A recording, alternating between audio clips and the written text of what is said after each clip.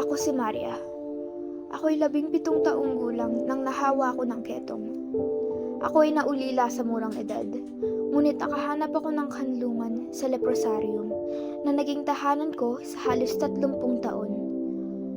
Ako ngayon ay 47 taong gulang na at hindi na nakapag-asawa pa. Ngayon ay sinusuportahan ko ang mga medikal na kawani sa paggamot ng kapwa kong may ketong at nagbibigay ako ng pangangalaga sa mga pasyenteng itinakwil ng lipunan. Ako si Hartmann, isang nursing assistant sa Jose Rodriguez Memorial Hospital. Kahit naganap na akong magaling mula sa ketong, na mayroon pa rin akong mga psikolohikal na pilat dahil sa sosyal na stigma at diskriminasyon na kaakibat ng aking naging sakit na magpahanggang ngayon ay nararanasan ko. Bilang isang taong may kapansanan, naasam ko na balang araw ang mga dating may sakit na ketong na tulad ko ay hindi pandidirihan at maaaring makasalamuha at mabuhay na kasama ang aming pamilya, kaibigan at ibang mga tao na walang panghuhusga at ganap na tinatanggap ng lipunan. In many countries, including the Philippines, people affected by leprosy are recognized as persons with disabilities and are entitled to the same rights and protections as other PWDs. Maria and Hartmann are among the countless individuals worldwide who face daily challenges as persons with disabilities. The fact that they have been cured of leprosy doesn't change the ongoing stigma and discrimination they experience. The United Nations Convention on the Rights of Persons with Disabilities recognizes the rights of PWDs to live independently and be included in society without facing discrimination. However, in many countries including the Philippines, PWDs still face barriers to full participation in society and may not have their rights fully respected. Being a PWD can be very challenging, and it still depends on the type and severity of the disability. PWDs often face physical, social, and emotional barriers that can make it difficult to live a full and independent life. The statistics provided by the Philippine Association for Citizens with Developmental and Learning Disabilities Incorporation are staggering. With approximately 4 million disabled children and youth, only a mere 2% have the opportunity to attend school, and a devastating 1% are properly diagnosed. Sadly, the prejudice and discrimination they face begin early on in their lives, as they are prone to up to 4 times more bullying in school than the average student. Even though programs tailored to their needs exist, they remain inadequate and unfair compared to those offered to normal individuals. Inaccessible public architecture further compounds their struggles. Despite republic acts such as the Magna Carta for people with disabilities, there are still barriers that prevent them from being fully accepted. While job hunting is already a challenge for able-bodied Filipinos, the obstacles faced by PWDs are even greater. Shockingly, only 10% of PWDs seeking employment are able to find a job, leaving the vast majority excluded from the workforce and society at large. As a result, they lead segregated and degraded lives, often experiencing isolation and insecurity.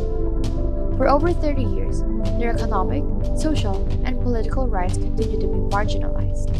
It is essential for society to recognize and provide equal opportunities for PWDs to thrive in various industries. Companies like Overdo are setting a positive example by actively including and supporting PWDs in their workforce. They support deaf scholars and have been employing deaf employees, ultimately contributing to a more diverse and inclusive society. The plight of persons with disabilities is a pressing issue that requires urgent action from our government. By implementing policies and laws that promote accessibility and inclusion, our government can ensure that PWDs have access to the resources and support they need to fully participate in society. This includes establishing accessibility standards for buildings, transportation systems, and public services, as well as providing financial incentives for businesses that implement accessibility measures. Moreover, the government can make available healthcare, education, and social services that are tailored to the requirements of PWDs, such as funding assistive devices, training programs, and job opportunities. Collaboration with advocacy groups and PWD-led organizations can ensure that the voices and perspectives of PWDs are represented and taken into account in policy making and program development. Despite the efforts of the government, there are still areas that need improvement. Adding more programs that give awareness to PWD cases and how people can help them providing regular checkups in medicine, and ensuring education and employment rights are some of the ways that the government can improve its treatment of PWDs. Furthermore, the government can provide exclusive job opportunities for PWDs, which not only helps the able-bodied population and the government, but also gives PWDs the opportunity to showcase their skills and abilities. By implementing exclusive training programs, the government can increase PWDs' employability and provide them with the means to be self-sufficient, productive, and contributing members of society. As students, we cannot wait for the government to single-handedly solve the challenges faced by people with disabilities. It's our obligation to work hand-in-hand with the government towards creating a society that is inclusive and just. Our social media platforms provide us with a perfect avenue to advocate for inclusivity, raise public awareness, and promote understanding about the unique struggles of PWDs. We also have a responsibility to ensure that PWDs have access to the same opportunities and benefits as everyone else. This can be achieved through advocating for the installation of infrastructures and transportation systems that are accessible to people with disabilities. These adjustments, like ramps and elevators, enable PWDs to move around more freely with greater independence. We need to break down the access barriers so that people with disabilities can take part in society and achieve their full potential. Furthermore, we must campaign for the equitable access of PWDs to education, employment, and healthcare. It's crucial that we spread awareness about the available accessible services and promote the right of PWDs to receive these services. Additionally, it's essential that we advocate for policies and legislation that reflects the rights of people with disabilities. Participating in events that highlight the value of diversity and inclusion is also a powerful way to support PWDs. How can performing our responsibilities and duties as citizens of the Philippines maintain peace and order in the community/country? We can make small changes in our daily lives that can have a big impact on the lives of PWDs by always treating people with disabilities with the respect and decency they deserve. That involves encouraging appreciation for their uniqueness and distinctions and eliminating prejudice and stigma.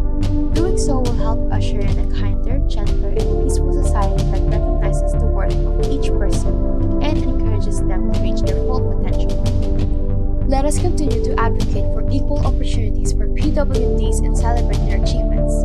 The success of a blind man passing the bar exam last 2022 may serve as an inspiration and a reminder that disabilities should not act as a hindrance toward equal opportunities. Together, let's create a world where no one is left behind.